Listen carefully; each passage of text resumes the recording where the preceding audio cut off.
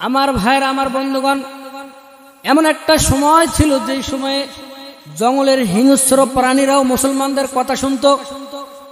হযরত সাদ বিন আবি ওয়াক্কাস রাদিয়াল্লাহু তাআলা আনহু রোম পারস্য জয় করে তিনি যখন পারস নগর অবরোধ করলেন, সামনে বিশাল দরিয়া পড়ে গেল। হযরত সাদ রাদিয়াল্লাহু তাআলা আনহু সাথীদেরকে বললেন, ও গো আল্লাহর নবীর সাহাবীরা, তোমরা কি চাও দিন এই নদীর এই পারে থেমে যাক, নাকি নদীর ওই পারে গিয়ে আল্লাহর দিন প্রতিষ্ঠা করতে চাও? সাথীরা বললেন, সেনাপ্রধান, আমরা আপনাকে ফলো করতে চাই, নদীর ওই পারে গিয়ে আল্লাহর কালিমার আওয়াজকে আমরা উন্নত করতে চাই।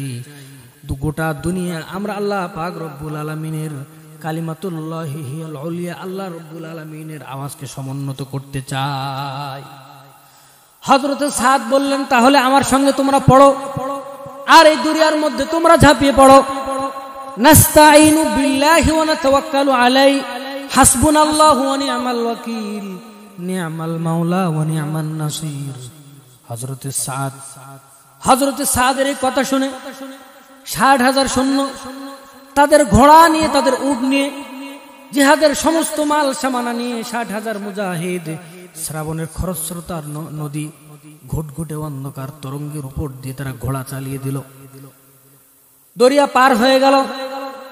দরিয়া পার হওয়ার পর হযরত সাদ রাদিয়াল্লাহু তাআলা আনহু সাথীদেরকে লক্ষ্য করে বললেন, সাথীরা রে, তোমাদের মধ্যে কেউ কি দরিয়ার মধ্যে হারায় গেছে নাকি, ডুবে গেছে নাকি? সাথীরা সবাই বলল, না, আমাদের কোন মানুষ, একজন মুজাহিদ এই দরিয়ার মধ্যে ডুবে নাই। একটা কোনার থেকে একজন মুজাহিদ বলল, সেনাপ্রধান, আমার একটা ছোট্ট পেয়ালা, যেই পেয়ালাতে আমি পানি পান করতাম, ওই পেয়ালাটা দরিয়ার মধ্যে কোথাও জানি হারিয়ে গেছে।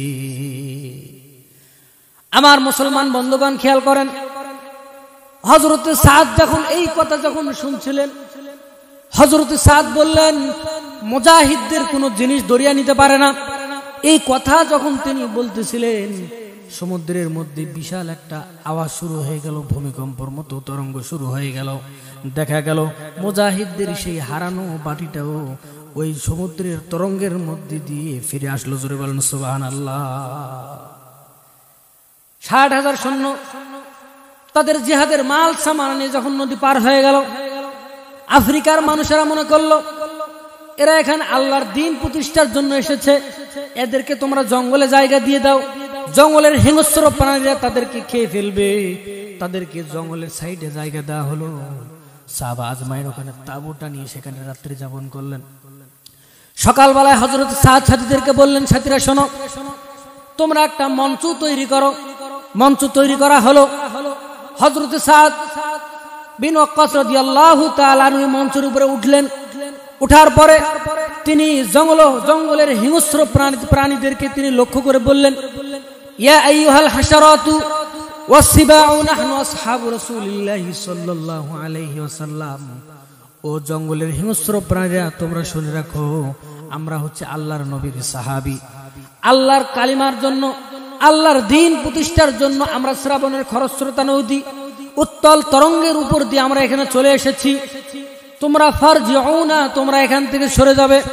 ফামান ওয়াজাদনা কাতালনাহু বাদাহু, এরপরে কোন হিংস্র প্রাণীকে যদি এই জঙ্গলের মধ্যে পাওয়া যায়, তাহলে হযরত সাদ বললেন, আমাদের তরবারি দ্বারা সেই ফয়সালা করা হবে। আফ্রিকার জঙ্গলের মানুষেরা মনে করলো এরা কি পাগল নাকি, জঙ্গলের প্রাণী কি মানুষের কথা বোঝে নাকি? কিন্তু ইতিহাসের মধ্যে লেখা হয়েছে, হযরত সাদ রাদিয়াল্লাহু তাআলা আনহু যখন এই বক্তব্য দিয়ে যখন মঞ্চ থেকে নেমে গেলেন, কিছুক্ষণের মধ্যে দেখা গেল সাপের কাতারে সাপ, বাঘের কাতারে বাঘ, যার যার ডিম আর বাচ্চাগুলো নিয়ে জঙ্গল থেকে সরে গেল। জোরে জোরে বলেন সুবহানাল্লাহ। আমার মুসলমান বন্ধুগণ, আমার ভাইরা, সাহাবায়ে কেরাম দ্বীনের জন্য এভাবে কষ্ট করেছেন। এই জন্য আল্লাহর জমিনে আল্লাহর দ্বীন প্রতিষ্ঠার জন্য যারা মৃত্যু ইন্তেকাল করে, আল্লাহর জমিনে আল্লাহর দ্বীন প্রতিষ্ঠার জন্য যারা ইন্তেকাল করে, যারা শহীদ হয়, এরা কিন্তু কখনো মরে না। আল্লাহ পাক রব্বুল আলামিন সূরা আল বাকারার মধ্যে বলছেন, ওয়ালা তাকুলু লিমান ইউকতালু ফি সাবিলিল্লাহি আমওয়াত বাল আহয়াউ ওয়ালাকিন লা উরুন। জোরে বলেন আল্লাহু আকবার। আল্লাহ পাক রব্বুল আলামিন বলেন, ওয়ালা তাকুলু লিমান ইয়ুকতালু ফি সাবিলিল্লাহ, যারা আল্লাহর রাস্তায় নিহত হয় তোমরা তাদেরকে মৃত বলো না, বরং তারা জীবিত।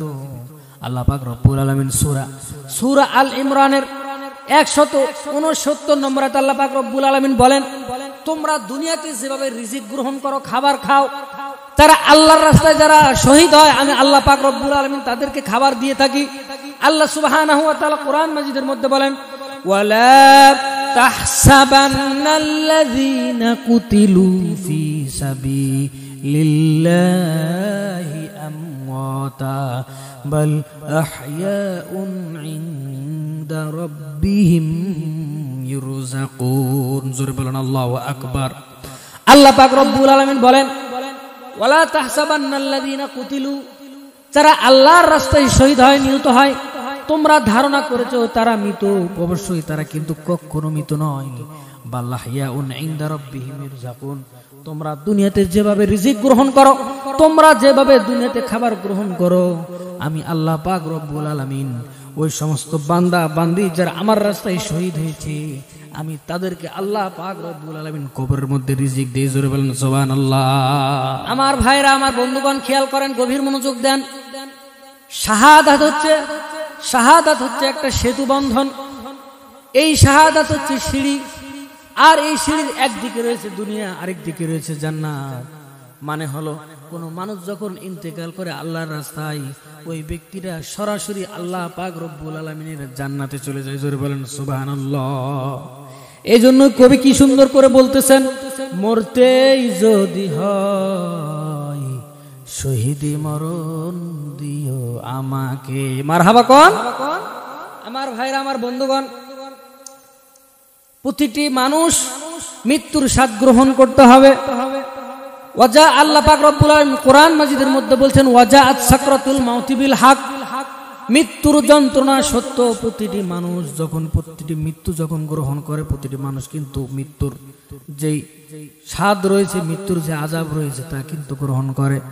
কিন্তু আল্লাহর রাস্তায় শহীদ হওয়া এটা এমন একটা মৃত্যু, আল্লাহর হাবিব সাল্লাল্লাহু আলাইহি সাল্লাম বলেছেন, তোমাদের মধ্যে কাউকে যদি পিঁপড়া কামড় দেয়, তোমাদের মধ্যে একজন আরেকজনকে চিমটি কাটলে যেই ব্যথা হয়, শাহাদাতের মউত এর চেয়েও কম যন্ত্রণা। জোরে বলেন সুবহানাল্লাহ। দিন প্রতিষ্ঠার জন্য সাহাবায়ে কেরাম এভাবে কষ্ট করেছেন। দিন প্রতিষ্ঠা করা শুধু মুহাম্মদ সাল্লাল্লাহু আলাইহি সাল্লাম এবং এই উম্মতের উপরে ফরজ ছিল, বিষয়টা এরকম নয়। ইতিপূর্বে আল্লাহ পাক রব্বুল আলামিন যত নবী রাসূল পয়গম্বর প্রেরণ করেছেন, সব নবী এবং রাসূল এবং তাদের উম্মতদের প্রতি ফরজ ছিল দিন প্রতিষ্ঠা করা।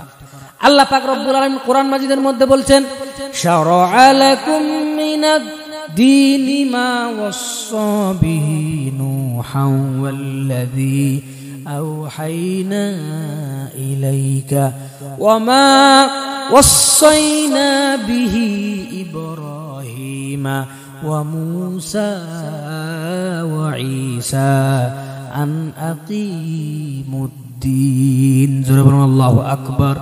আল্লাহ পাক রব্বুল আলামিন বলেন, মা শারা'a লাকুম মিনাদ দীনি মা ওয়াসসা বিহি নূহা, আমি আল্লাহ পাক রব্বুল আলামিন তোমাকে যেই দিন দান করেছি, যেই শরীয়ত দান করেছি, নূহ আলাইহিস সালাতু ওয়াস সালামকে এই শরীয়তই দান করা হয়েছে।